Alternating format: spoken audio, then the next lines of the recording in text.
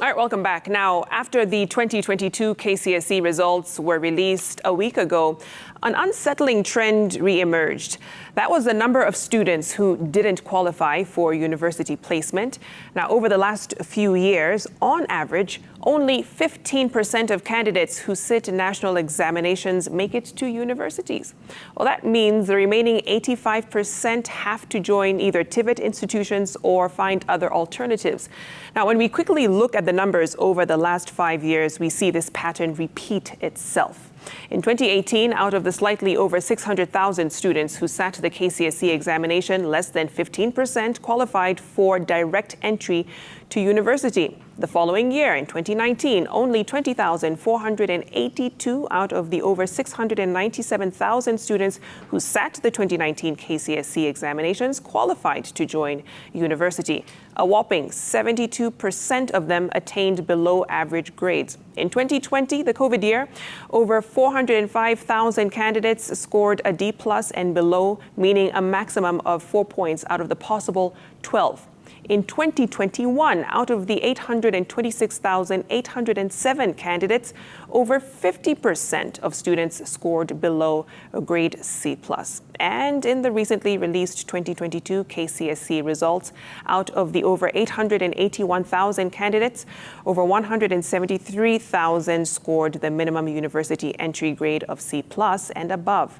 55.8% of KCSE candidates scored a D+ and below. Now, joining me in studio is Dr. Fridah Simba, the director of the JKUAT TVET Directorate, to help unpack all of this.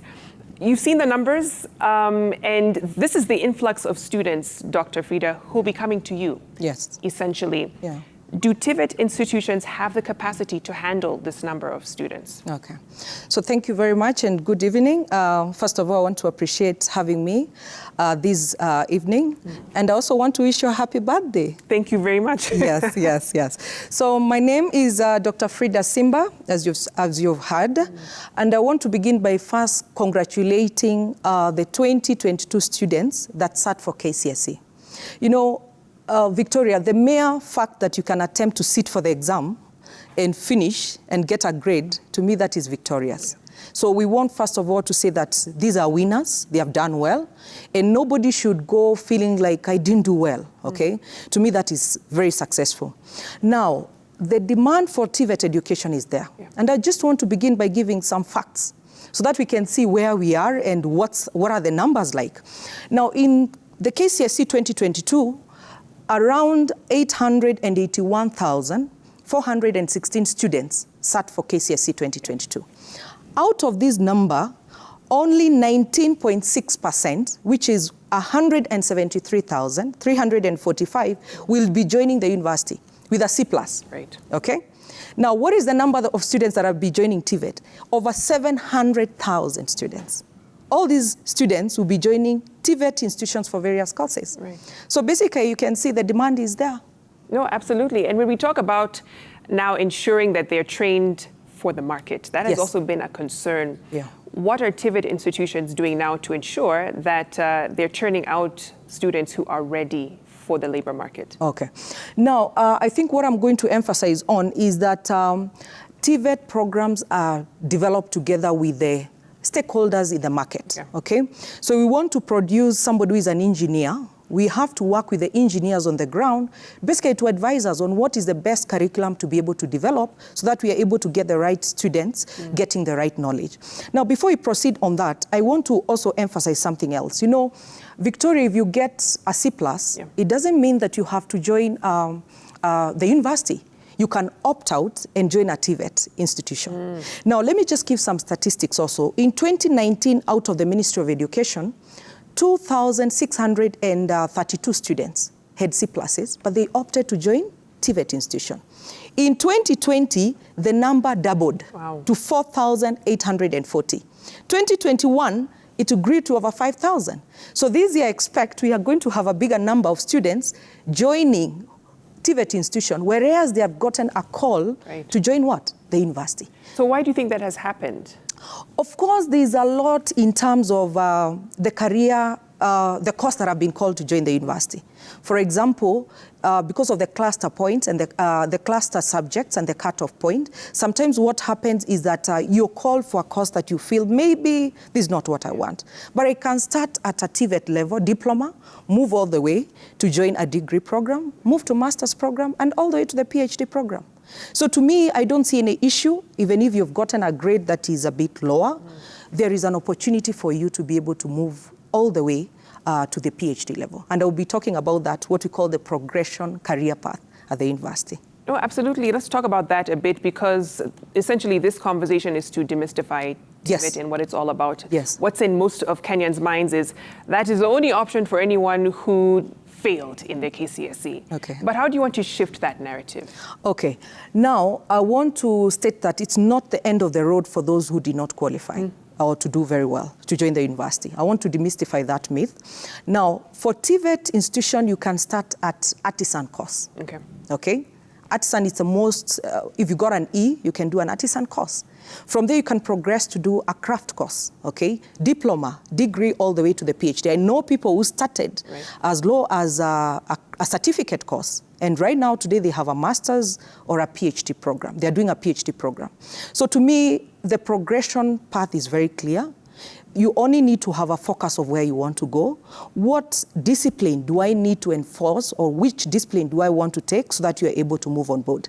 Now, for TVET courses, you'd ask me this, they are mainly market-driven, because I say the curriculum is developed together with the key stakeholders or the industry players that are within the market, because we have some courses that are regulated by various professional bodies, okay, like health courses, engineering courses, okay?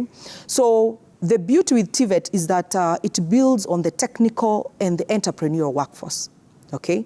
Two, you are able to produce a competent graduate. They assess the skills. For example, if I'm an electrician, how am I able to connect the wires very well? If I'm doing an engineering course, if I'm a health practitioner. So the competency level is too high, and the hands-on. In fact, the key thing with TVET, it's hands-on. You're able to do the work as it's supposed to be done. Yeah, so that is why TVET courses are becoming more popular. And our graduates will get jobs even globally. You can work outside this country, yeah. And just before we wrap up, I want to know if any success stories, because someone could be watching now, they could be depressed because they didn't perform as well as they had desired. Yeah. But hearing you talk about the opportunities that exist as a result of going to a TVET institution, yes, even going abroad to use their skills, and that essentially is what the future of work will be. Skills will lead. Yes. So, you know, what do you tell them this evening in terms of what they could become and the opportunities that do exist? Okay. First of all, the government has put in a lot and has invested heavily on TVET. Yeah. If you look at the TVET institutions that are there in the country, the numbers are increasing each day.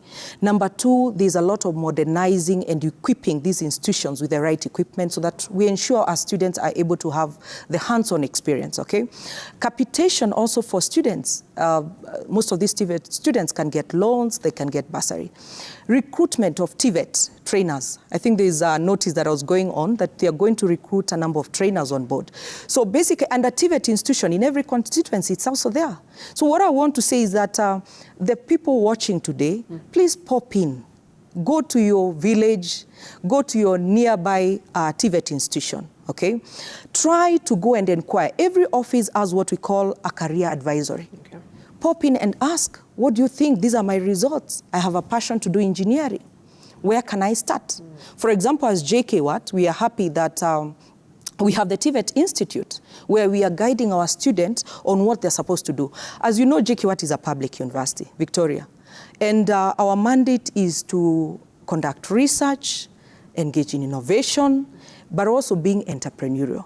So what I want to emphasize, as a public university as JKWAT, imagine if we have managed to set up a TVET Institute, despite what we have been able to do, being in the bigger picture, it basically means that even the graduates that we're going to produce in these centers will be able to be very competent. Quality is very important. Of course, there are resources that are required, but at the end of the day, what we are looking at is an economic game changer. And TVET is the way to go, because you're going to produce a skilled entrepreneurial workforce that will be able to be the driving engine for this economy. And I'm happy that's what the government is focusing on. So I think I can tell anyone who didn't perform very well, it's not the end of the road. there is hope for you in a TVET institution as you progress through, so that you are able to join a degree program, you're able to join a master's program, and even end up all the way to be called a doctor like myself. Fantastic. And I'm glad that you kind of drew out that path, that even if it's not conventional, yes, there's a pathway to their dream job eventually. True. Thank you so much, Dr. Fridah Simba, for your time and your insights, and hopefully that helps to demystify a lot when it comes to TVET institutions in this country. Now, as we wrap up the segment, we leave you with an inspiring